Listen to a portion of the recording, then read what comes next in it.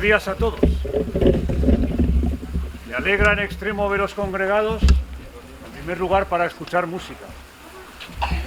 Y además, que sea delante del mausoleo donde reposan mis restos, los restos de Joaquín Costa. Tal vez alguno me habéis reconocido, tal vez por imágenes, tal vez por el busto que corona aquella columna de Demóstenes, pero sí, se trata del mausoleo de Joaquín Costa.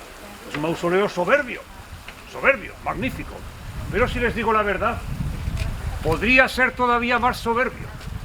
Y no lo digo por vanidad, no me tomen por alguien vanidoso. No lo digo porque quisiera que hubiera más obras de arte, más magnificencia, no. Lo digo porque, después de mi muerte, que ocurrió ya hace unos 111 años, hubo un proyecto faraónico, pienso que desmesurado, pero es un proyecto real. Se proyectó esculpir mi imagen, la imagen de Joaquín Costa, ni más ni menos que, no lo adivinarán, ni más ni menos que en la cima del Moncayo. ¿Qué les parece? Sí, en la cima del Moncayo. Veo gestos de incredulidad, pero hay dibujos y bocetos que reflejan la imagen de Costa en la cima del Moncayo. Bueno, fue una locura de mi buen amigo, el escultor Dionisio Lasuel, y se quería hacer un hipogeo coronado por mi imagen. No estoy especialmente contento de que no haya sido así, pero en el fondo me hubiera alegrado de que sí, y ya les digo que no es por vanidad. En el estado inmaterial en el que me encuentro, en esta cuarta o quinta o sexta edad en la que yo estoy transitando, la vanidad, las vanidades mundanas sirven de bien poco. Pero fíjense, recordarán muchos que hay un monte en los Estados Unidos de América donde hay 4 imágenes de 4 presidentes. El Monte Rushmore se llama. Pues bien, esta imagen de Costa se hubiera esculpido 15 años antes que el Monte Rushmore, con los presidentes americanos. ¿Qué quiere decir? Que Aragón hubiera sido tierra de cine ya desde principios del siglo XX, y tal vez Cary Grant o Grace Kelly hubieran trepado y bajado por mis barbas esculpidas en piedra en la cima del Moncayo. Hubiera sido algo notable, pero no ocurrió. Y lo que ocurrió fue que este monumento se hizo aquí, y se hizo de una manera que todavía me emociona, 100 y pico años más tarde. Todavía me emociona porque los zaragozanos pararon el tren que llevaba los restos de Joaquín Costa hacia Madrid, desde Graus, donde había muerto. Pararon el tren en la estación del Arrabal, impidiendo que siguiera su camino, porque querían que los restos de Costa reposaran aquí en Zaragoza. Y no solo eso, sino que después pusieron dinero, hubo un sufragio, hubo un llamamiento, y ricos y pobres, hombres y mujeres, zaragozanos y aragoneses de toda condición pusieron su contribución, cuantiosa o escasa, para que este mausoleo se llevara a cabo. Es decir, Zaragoza pagó el mausoleo donde reposan los restos de Joaquín Costa. Y es algo que todavía,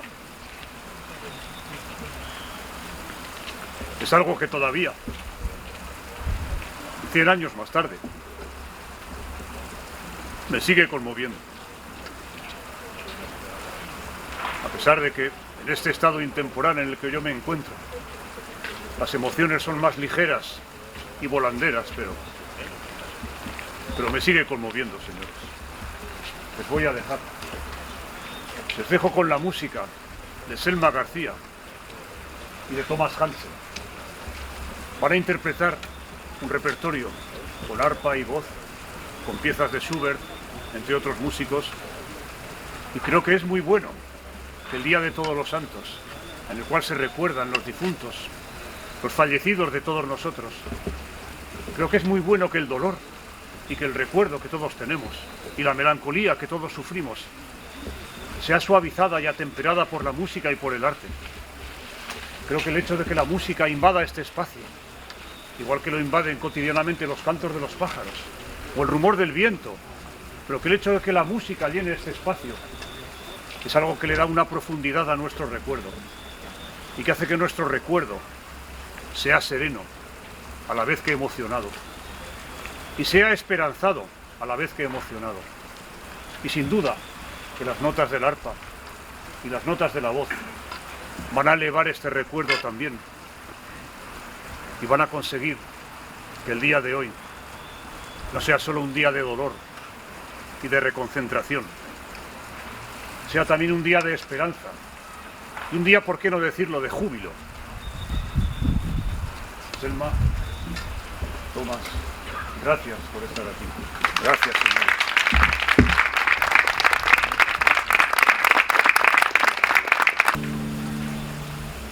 Manche Tränen aus meinen Augen ist gefallen in den Schnee.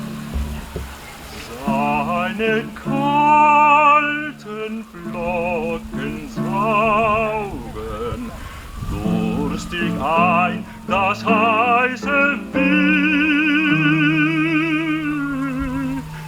Durstig ein das heiße Wind.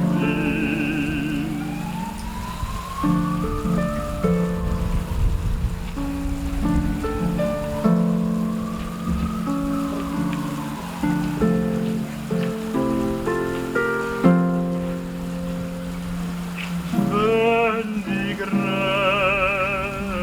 sprossen wollen, weht daher ein lauer Wind.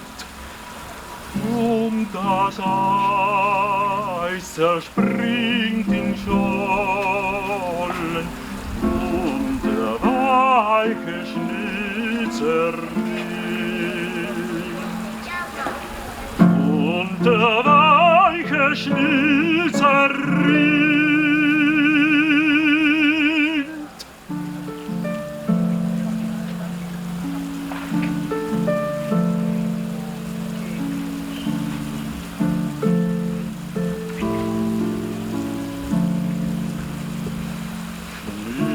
Du weißt von meinen Sinnen, sag, wohin doch geht ein Lauf.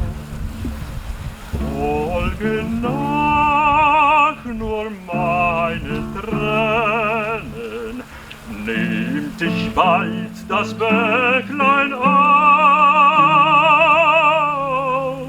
Nimmt dich bald das Bäcklein auf.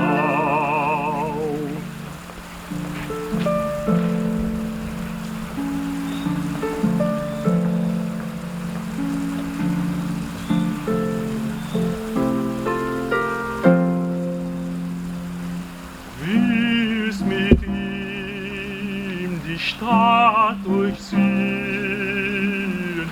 muntere Straßen ein und aus. Fühlst du meine Tränen glühen, da ist meiner Liebsten Haus. Da ist meiner Liebsten Haus.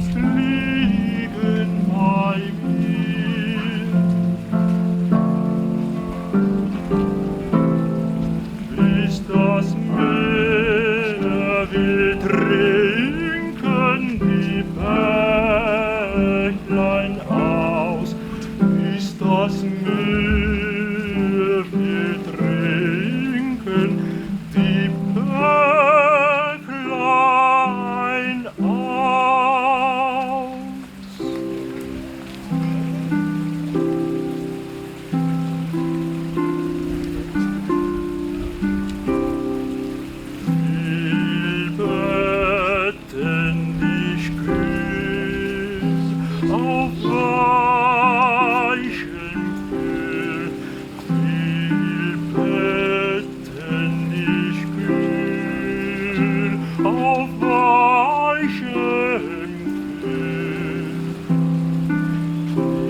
in dem blauen kristallenen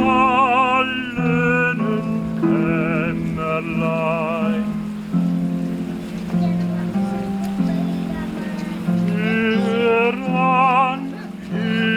Heran, was wiegen kann. Heran, heran, was wiegen kann.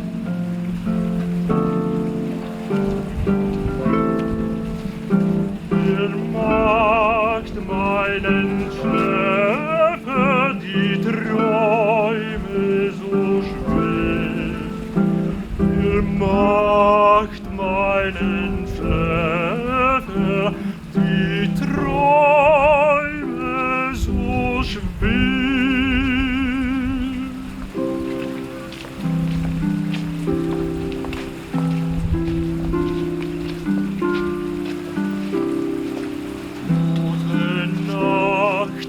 Gute Nacht, bis alles wacht. Gute Nacht, bis alles wacht.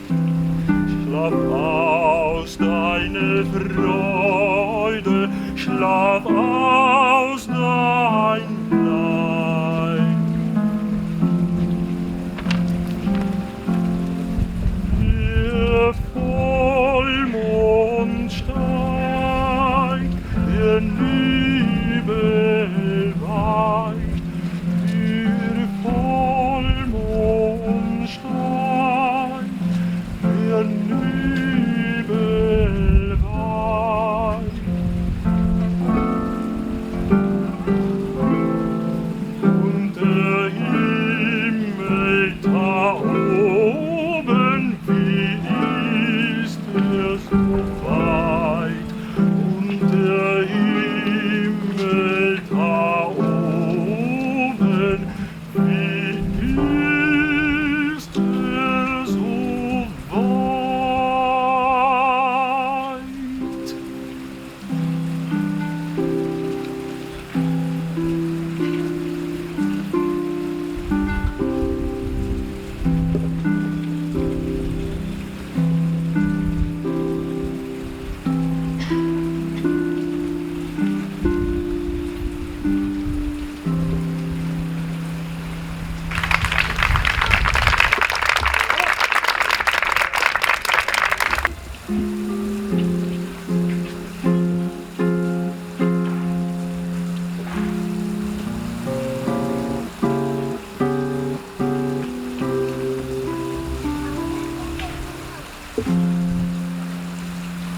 Was vermeid ich denn die Wege, wo die andere Wanderer gehen? Suche mir versteckte Stege, durch verschneite Felsen. Suche mir versteckte Stege, durch verschneite Felsenhöhen, durch Felsenhöhen.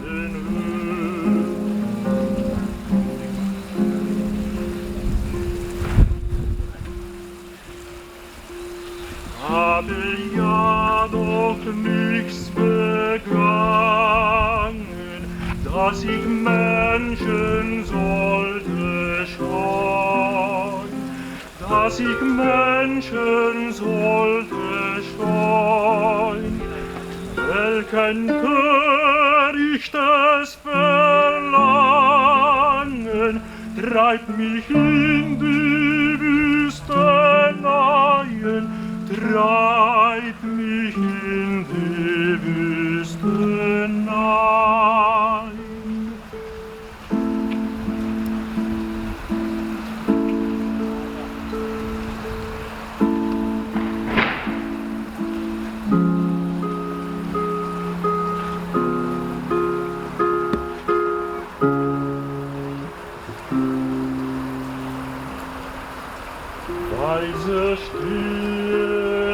auf dem Wegen weisen auf die Städte zu.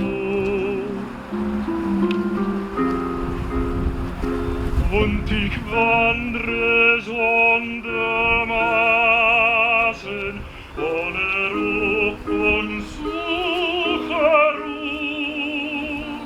Und ich wandre sondermaßen ohne Ruhe und suche Ruhe und suche Ruhe.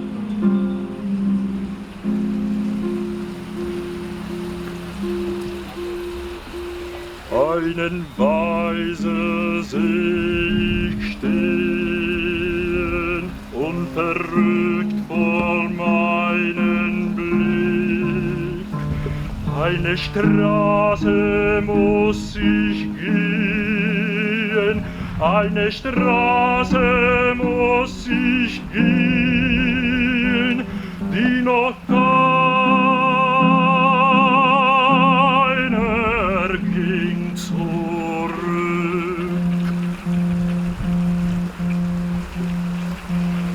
Einen Weise seh ich stehen, unverrückt vor meinen Blick. Eine Straße muss ich gehen, die noch keiner ging zurück. Noch keiner ging zurück.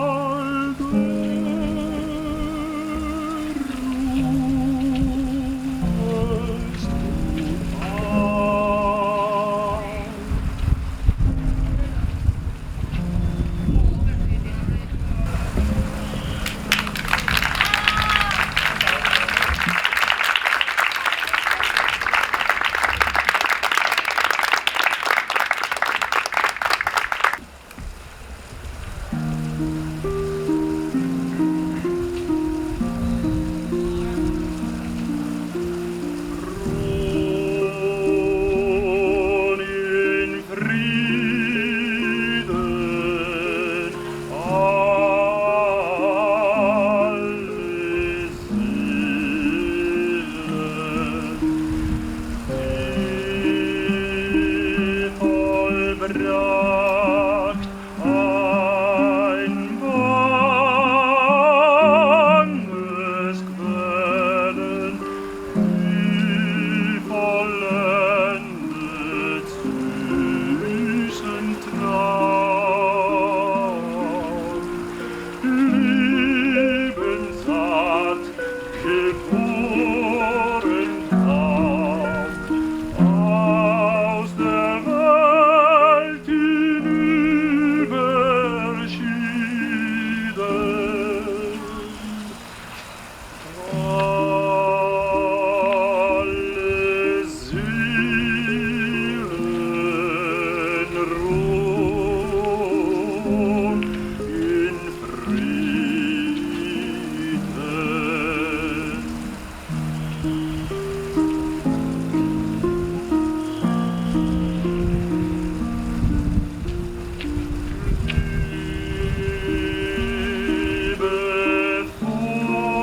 Liebevoller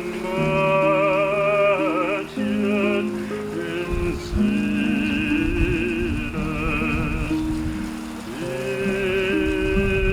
deren Tränen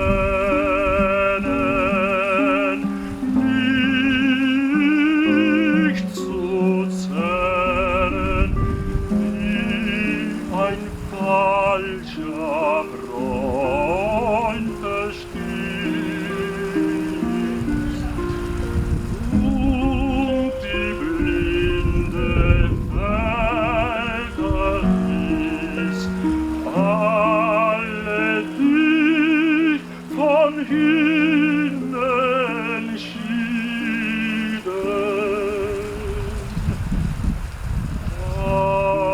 Alle Seelen ruhen in Frieden.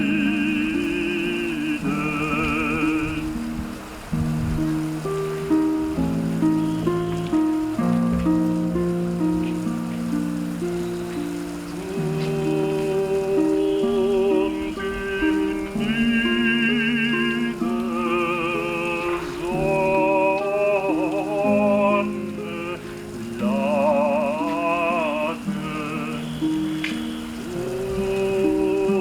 und der Mond auf Dornen wagte, Gott in reinem Himmelslicht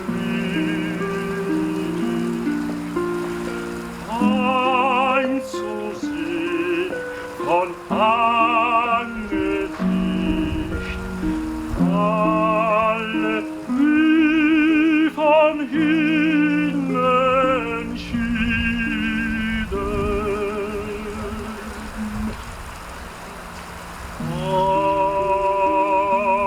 Alle Seelen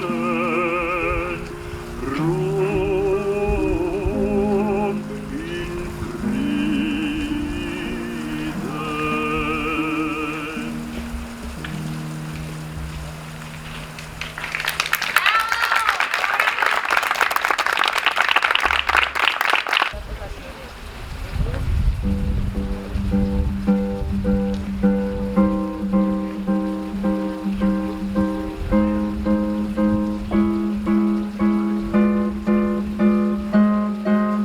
Ich denke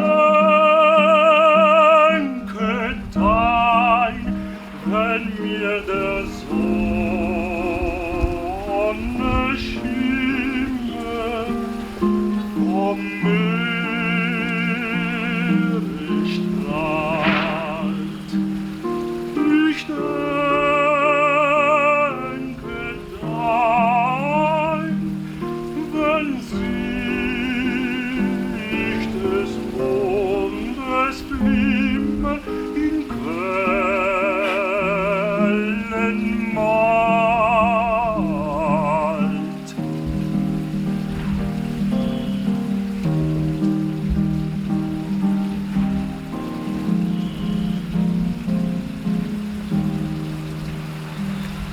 Ich sehe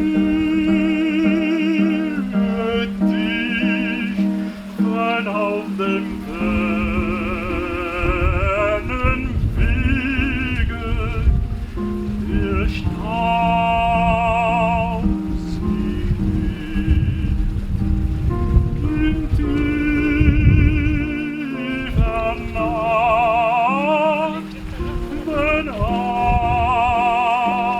dem schmalen Stiegen der Wanderer fliegt.